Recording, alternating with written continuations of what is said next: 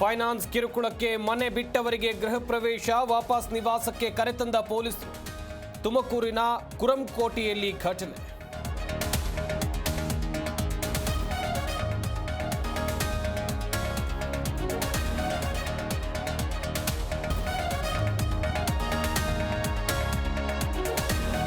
ಇಪ್ಪತ್ಮೂರು ಜಿಲ್ಲಾಧ್ಯಕ್ಷರ ಆಯ್ಕೆಯನ್ನ ವಿರೋಧಿಸುತ್ತೇವೆ, ತಮ್ಮ ಹಿಂಬಾಲಕರನ್ನ ಮಾತ್ರ ನೇಮಿಸಿದ್ದಾರೆ. ವಿಜೇಂದ್ರ ವಿರುದ್ಧ ಬಿಪಿ ಹರೀಶ್ ಕಿಡಿ.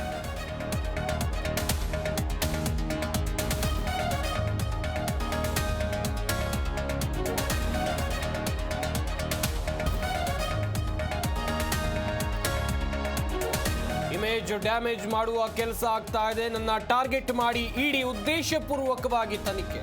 ಹೈಕಮಾಂಡ್ ಬಯಸಿದ್ರೆ ಸಿಎಂ ಬದಲೆಂದ ಸಿದ್ದು.